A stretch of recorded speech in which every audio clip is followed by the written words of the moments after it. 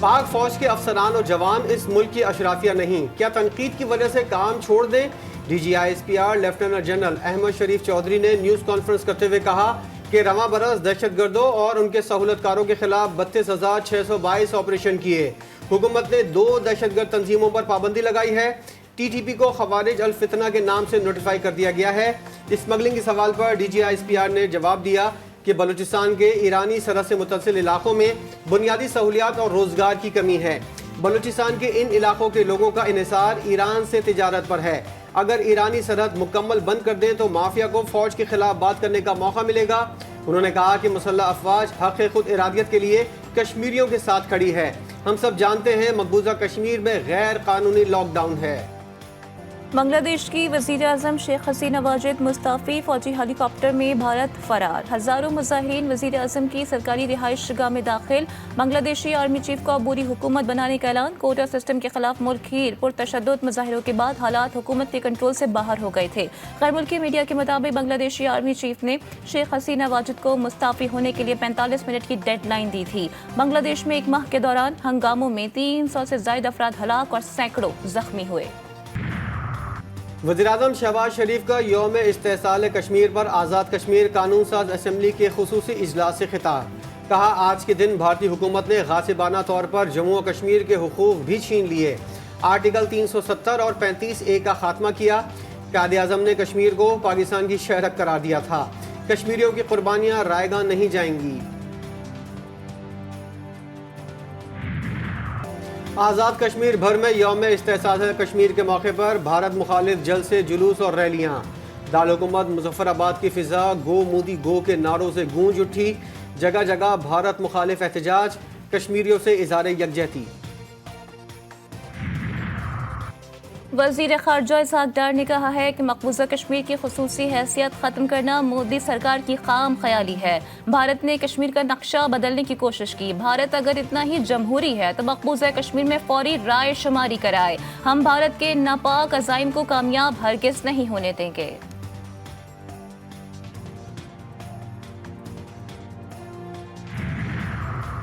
وزیراعظم شہباز شریف کا کشمیریوں کے حق خود ارادیت کی حمایت پر ویژن بالکل واضح ہے۔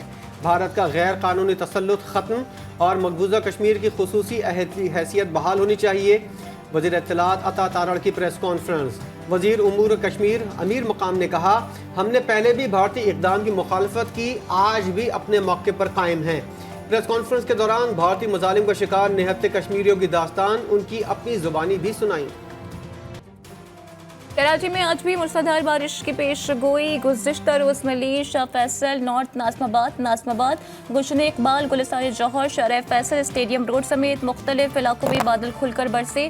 شہر کی کئی سڑکوں پر گڑھے پڑ گئے۔ ساقی حسن 2 کے بس اسٹاپ کے قریب سڑک دھس گئی۔ عیسیٰ نگری لیاری ایکسپریس وے کے قریب سڑک پر گڑھا پڑ گیا۔ لیاری میں مکان کی چھت گرنے سے 2 افراد جاں بحق۔ ملک بھر میں موسلادھار بارشوں نے تباہی مچا دی۔ فیصل آباد میں کشتیاں چل گئیں۔ بلوچستان میں دریائے مولا سے آنے والا ریلا گندھاواراج بند ہونے سے بہا لے گیا۔ سنگڑی رابطہ پل کی ایک جانب شگاف پڑ گیا۔ ننکانہ صاحب، شیخو پورہ، کوٹ ادو میں دریائی بیڑ خطرے کی زد میں۔ سندھ میں دادو، لاڑکانہ، سانگھڑ، سکھر، جیکب آباد، گھوٹکی سمیت دیگر شہروں میں وقفے سے بارش، نشیبی علاقے زیر آب۔ تحریک انصاف کے رکن قومی اسمبلی ممتاز مصطفیٰ اسلام آباد میں دل کا دورہ پڑنے سے انتقال کر گئے۔ ممتاز مصطفیٰ کا تعلق رحیم یار خان سے تھا۔ ایم این اے کے انتقال کے باعث قومی اسمبلی اجلاس بغیر کارروائی کل صبح 11 بجے تک ملتوی۔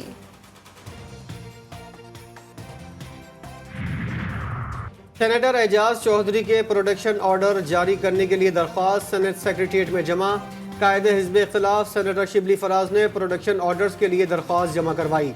سینیٹر اعجاز چودھری کوٹ لکھپت جیل میں قید ہیں۔ لاہور ہائی کورٹ میں عظمہ بخاری کی مبینہ ویڈیو پر کارروائی کی درخواست پر سماعت۔ وکیل ایف آئی اے نے بتایا کہ ملزم کو گجرات سے گرفتار کر لیا ہے۔ چیف جسٹس نے ریمارکس دیے کہ بتایا جائے ہمارے ملک میں ٹویٹر کی سروس کن کن ایس او پیز کے تحت دی گئی ہیں۔ اچھی سروسز لینی چاہیے۔ آپ یو اے ای سے جا کر سروسز لے لیں۔ وہاں پر وی پی این استعمال کرنا کتنا بڑا جرم ہے۔ عدالت کی پنجاب حکومت سمیت دیگر فریقین کو جواب جمع کروانے کی ہدایت۔ سماعت 29 اگست تک ملتوی۔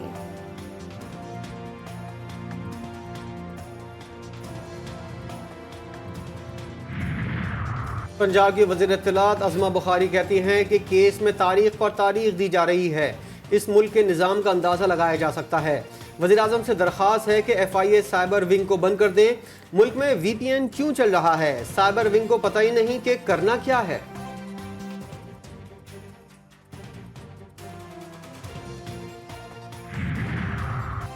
مہنگائی اور بجلی کے بھاری بھرکم بلوں اور ٹیکسز کے خلاف جماعت اسلامی کا راولپنڈی میں دھرنا 11ویں روز بھی جاری۔ کراچی میں گورنر ہاؤس کے سامنے دھرنے سے خطاب میں امیر جماعت اسلامی حافظ نعیم الرحمان نے کہا کہ دھرنے نے قوم میں امید پیدا کی ہے، چاہتے ہیں بجلی کے بل کم ہوں۔ آئی پی پی سے معاہدے کرنے والوں کے اثاثے منجمد کرنے کا مطالبہ۔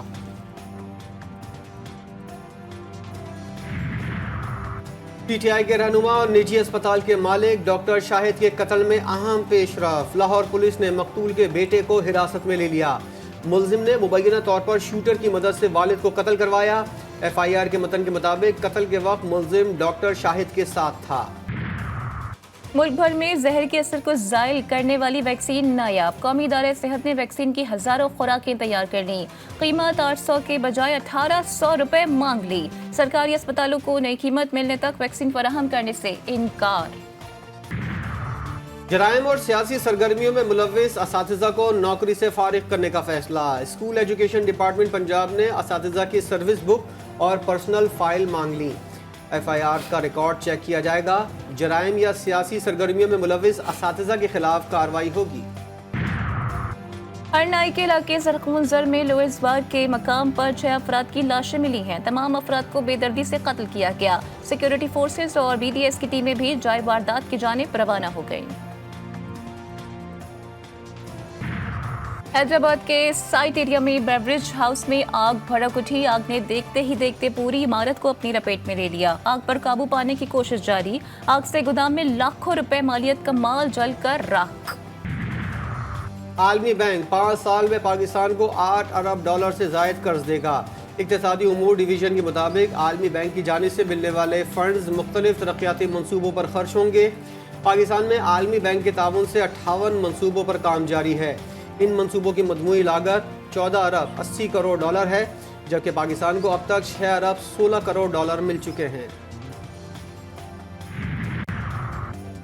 دن میں کم گیس کھپت کے سبب بند 4 گیس فیلڈز بحال۔ گیس فیلڈز کم گیس کھپت کے سبب کئی ماہ بند رہیں۔ گیس فیلڈ سے 200 MMCFD گیس بحال کر دی گئی۔ کم کھپت کے ساتھ LNG آمد سے پائپ لائنوں میں گیس حجم بڑھ رہا تھا۔ کم گیس کھپت کے سبب LNG کی اسپاٹ امپورٹ بند ہے۔ ایران کے صدر مسعود پزشکیان نے کہا ہے کہ اسماعیل ہنیہ کا قتل اسرائیل کی بڑی غلطی ہے، جواب دیا جائے گا۔ آزادی، جمہوریت اور انسانی حقوق کے سب سے بڑے دشمن اپنی دہشت گردانہ کارروائیوں اور گھناؤنے جرائم کے ارتکاب کے لیے اپنی سائنسی اور آپریشنل صلاحیتوں کو بروئے کار لا رہے ہیں۔ امریکی وزیر خارجہ اینٹنی بلنکن نے G7 ممالک کو ایرانی ممکنہ حملے سے خبردار کر دیا ہے۔ اسرائیلی اور امریکی میڈیا کا دعویٰ، کہا ایران اور لیبنانی مزاحمتی تنظیم اگلے کچھ گھنٹوں میں اسرائیل پر حملہ کر سکتی ہے۔ ممکنہ طور پر یہ حملے سابقہ ایرانی حملوں سے مختلف ہوں گے۔ یہ واضح نہیں کہ جوابی کارروائی کیا شکل اختیار کرے گی۔ غزہ کے 2 اسکولوں اور اسپتالوں پر صہیونی فوج کے حملے، 88 فلسطینی شہید، درجنوں زخمی۔ صہیونی فوج نے غزہ سٹی میں حسن اسلامیہ اور النصر اسکول کو ڈرون حملوں سے نشانہ بنایا۔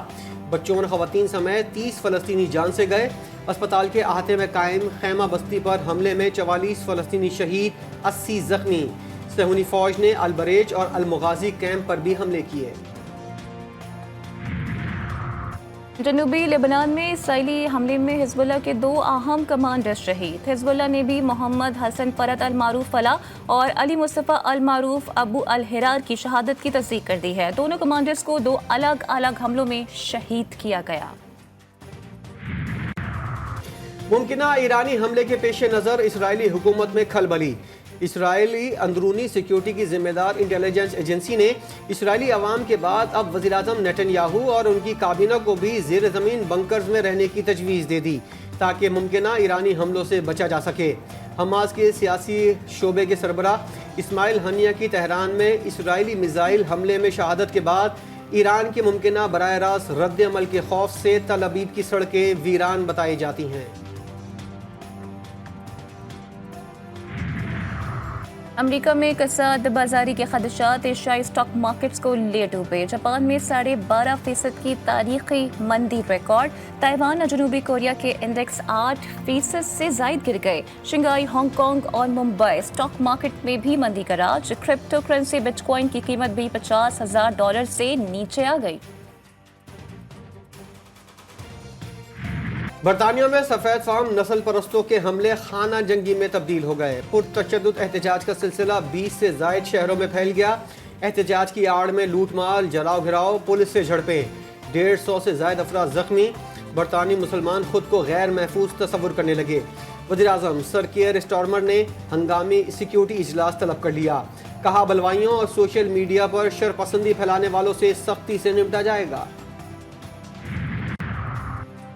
چیئرمین BCB محسن نقوی سے کہتا ہوں کہ کرکٹ ٹیم کی بھی تعمیر نو کریں. میرٹ کے خلاف اگر وزیر اعظم بھی سفارش کریں تو مت مانیں. وزیر اعظم شہباز شریف کا قذافی اسٹیڈیم لاہور کی تعمیر نو کا سنگ بنیاد رکھنے کی تقریب سے خطاب. کہا کرکٹ ٹیم کی تعمیر نو محسن نقوی کی ایک بڑی کامیابی ہوگی. چاہتا ہوں ٹیم ایک بار پھر کامیابی کے افق پر چمکے.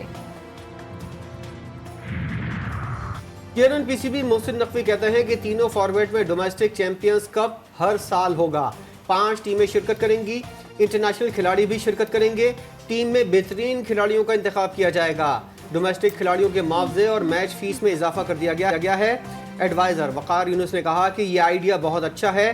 کرکٹرز کرکٹ کو نہیں سنبھالیں گے تو کرکٹ بہت نیچے چلی جائے گی. امید ہے پسند یا ناپسند کا معاملہ ماضی بن جائے گا. بنگلہ دیش کے خلاف ٹیسٹ سیریز سے قبل کرکٹرز کے فٹنس ٹیسٹ کا فیصلہ. ذرائع کے مطابق ٹیسٹ اسکواڈ کے کھلاڑیوں کو 9 اگست کو طلب کیے جانے کا امکان. بنگلہ دیش کے خلاف سیریز کے لیے ٹیم کا اعلان فٹنس ٹیسٹ کے بعد ہوگا. قومی کرکٹرز کے فٹنس ٹیسٹ 10 اگست کو ہونے کا امکان. اور دلکش نقوش، خوبصورت مسکراہٹ اور بہترین صلاحیتوں کی مالکہ معروف اداکارہ اور ہدایت کارہ شمیم آرا کی آج 8ویں برسی. شمیم آرا نے 80 سے زائد فلموں میں کام کیا. فلم سہیلی نے شہرت کی بلندیوں پر پہنچا دیا.